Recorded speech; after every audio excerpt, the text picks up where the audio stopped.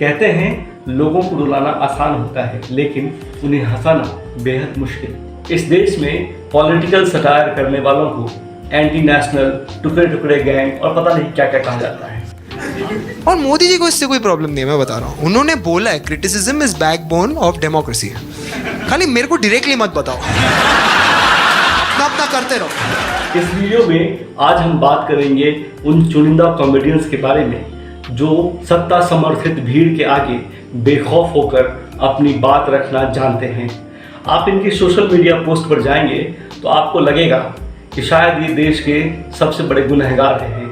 अगर आप हमारे चैनल पर नए हैं तो इसे सब्सक्राइब कर लीजिए और बेल आइकन दबा दीजिए ताकि आप हमारा कोई भी वीडियो मिस ना करें।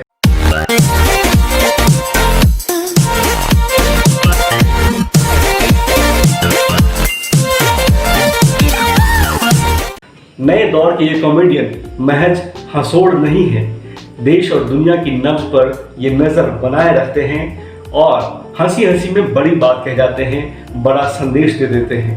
तो आइए जानते हैं कौन है वो देश के सबसे मशहूर 5 स्टैंड अप कॉमेडियन जो पॉलिटिकल सटायर में बड़ा दमखम रखते हैं।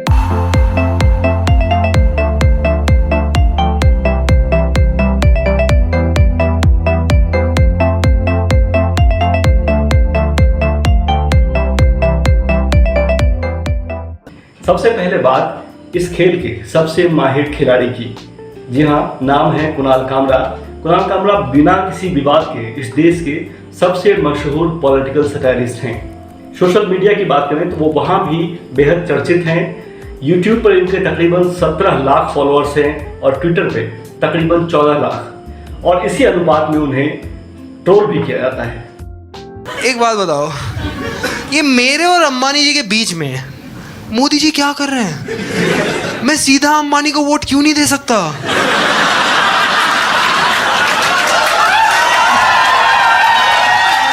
Like if Ambani is our PM, where is corruption? Fucking gone. Ambani के घर पे कौन जाएगा सूटकेस लेके?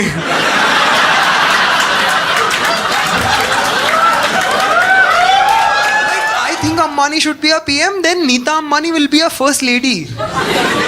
And that is a massive upgrade from Amit Shah. Kunal Kamra के बाद पॉलिटिकल सटायर में जो देश में दूसरा सबसे बड़ा नाम है वो है वरुण ग्रोवर का। वरुण ग्रोवर बहुमुखी प्रतिभा के धनी हैं। वो फिल्मी गाने लिखते हैं, फिल्मों की कहानियां लिखते हैं। नेटफ्लिक्स की वेब सीरीज सेक्रेड गेम्स की कहानी उन्होंने लिखी है। मशहूर फिल्म मसान की कहानी उन्होंने लिखी है। मसान का जो वो पॉपुलर गाना है तो किसी रेल सी गुजरती है, वो भी उन्होंने लिखा। दम लगा के हैसा में जो सबसे मशहूर गाना था मोह मोह के धागे, वो भी वरुण ग्रोवर की कलम से ही निकला है। इन सब के अलावे वरुण ग्रोवर कॉमेडी के जरिए सत्ता और संस्थान से दो हाथ करते रहते हैं। वरुण खुद मानते हैं कि ट्रोल्स की हिट लिस्ट में कुणाल कामरा के बाद दूसरा नंबर उन्हीं का है। तो वो डेथ थ्रेट दे रहे हैं तो मेरे घर वाले थोड़े कंसर्न हो गए, दोस्त भी कंसर्न हो गए कि यार ऐसे कैसे तेरे को डेथ थ्रेट्स आ रहे हैं, तेरे को डर नहीं लगता, ये सब मत किया कर। डर मतलब थोड़ा तो डर, मैंने डर लगता है, उतना नहीं लगता, क्योंकि अगर मान लो इन लोगों के पास एक हिट लिस्ट है ऐसे 20 लोगों की, उसमें मेरे से ऊपर वाले अभी भी जिंदा हैं। तो जिस दिन मतलब कामरा मरेगा तब इस लिस्ट में अगला नाम है कॉमेडियन सौरभ पंत का। यूं तो सौरभ पंत अलग अलग विषयों पर कॉमेडी करते हैं, लेकिन जब बात राजनीति की हो तो सौरभ पंत की पैनी नजरों से कोई नहीं बच पाता, चाहे वो सत्ता पक्ष हो या फिर विपक्ष। Okay, I did a couple of jokes about India's Prime Minister Mohan Bhagwat, and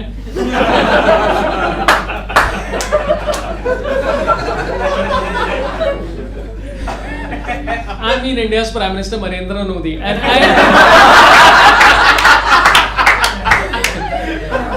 I done similar jokes about India's previous Prime Minister Robert Vadra, and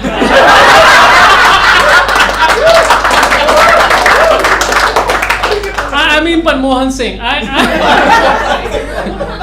अगले कॉमेडियन हैं दिल्ली स्कूल ऑफ इकोनॉमिक्स के छात्र रहे अभिजीत गांगुली। पॉलिटिकल सटायर उनका पसंदीदा genre है। अक्सर वो स्टेज पर आने के बाद दर्शकों से इजाज़त मांगते हैं कि क्या वो पॉलिटिक्स पर जोक्स सुना सकते हैं। और फिर राजनेताओं और राजनीति की ऐसी बखिया उधेड़ते हैं कि दर्शक लोटपोट हो जाते हैं। मोदी जी के बारे में बात कर सकते हैं? कर सकते एक बार पूछना बनता कर सकते नहीं, मुझे देखो मोदी जी कोई खास दिक्कत है नहीं, मुझे बस लगता है मोदी जी मुझे बड़ा काम देते रहते हैं।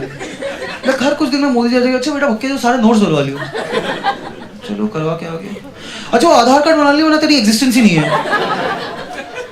चलो वो भी करवा लियो। अच्छा टैक्सेशन सिस्टम पूरा रिवाइज कर दिया, जीएसटी और सीए को पैसे भी अलग से दे दियो, वो भी कर लिया। अच्छा जो बैंक अकाउंट है ना वो आधार कार्ड बनाया था उससे लिंक करना, पैसे जब्त कर लेंगे। क्या चल रहा है बे? मैं क्यों करूं काम, तुम करो काम। पहले बाप का काम आता है, बॉस का काम आता है, मोदी जी का अलग से काम आता है।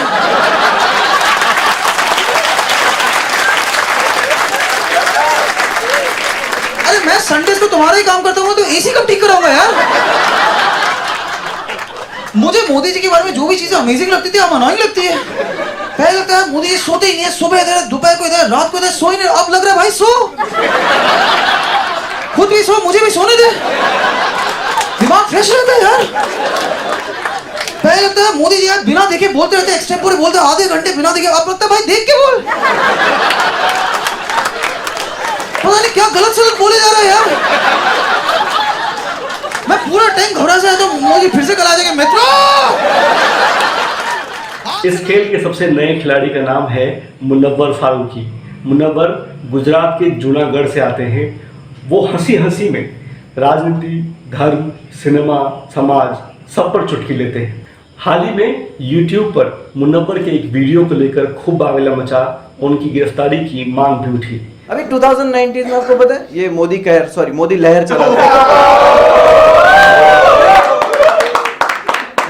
मोदी लहर चला था, ठीक है। तो मोदी लहर में क्या हो रहा था, ठीक है, तो न्यूज चैनल्स वाले पोल्स दिखा रहे थे कि इतनी सीट आएगी वो आएगी। तो मैं चैनल का नाम नहीं लूंगा मैं, तो वो चैनल ने दिखाया NDA getting 464 seats out of 423। कुछ भी, मैं चैनल का नाम नहीं लूंगा, बट आज तक मैंने इतना घटिया न्यूज नहीं देखा।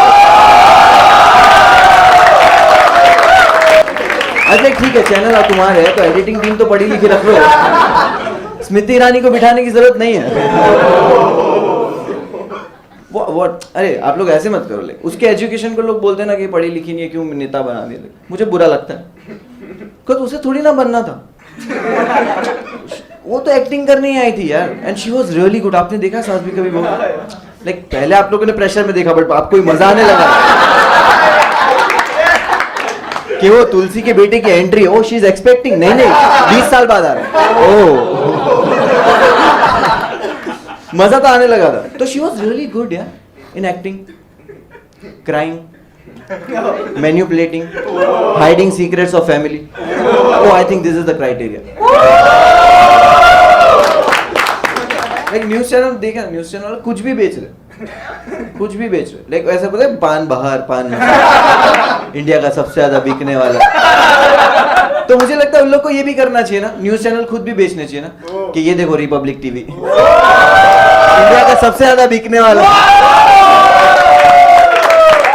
जिस देश में व्यवस्था की कमियों के खिलाफ बोलने वालों को, अपने हक की आवाज उठाने वालों को देशद्रोही करार दिया जाता हो, ट्रोल किया जाता हो, जान से मारने की धमकियां दी जाती हो, ऐसे में सत्ता और संस्थान को आईना दिखाना मजाक की बात नहीं है। गौरतलब है कि हर दौर में कलाकारों को, चित्रकारों को, कार्टूनिस्टों को निशाना बनाया जाता रहा है, लेकिन ये लोकतंत्र की खूबसूरती है, उसकी ताकत है, जिसके दम पर ये कलाकार हर दौर में सरकार को आईना दिखाने में सफल होते हैं। वरुण ग्रोवर का मानना है कि the worst time for comedy is the best time for comedy. मतलब जो वक्त कॉमेडी के लिए सबसे खराब होता है, असल में वही वक्त कॉमेडी करने का सबसे सही वक्त होता है। उम्मीद है आपको हमारी ये पेशकश अच्छी लगी होगी। हमने इन सारे कॉमेडियंस की लिंक्स डिस्क्रिप्शन में शामिल की हैं, आप वहाँ जाकर उन्हें देख सकते हैं, एंजॉय कर सकते हैं। अगर आपको ये वीडियो अच्छी लगी तो आप इसे लाइक कीजिए, शेयर कीजिए, और अगर आपको लगता है कि कोई कॉमेडियन जिसका नाम हमने मिस कर दिया है तो उसे आप कमेंट बॉक्स में लिखकर हमें ज़रूर बताइए। धन्यवाद।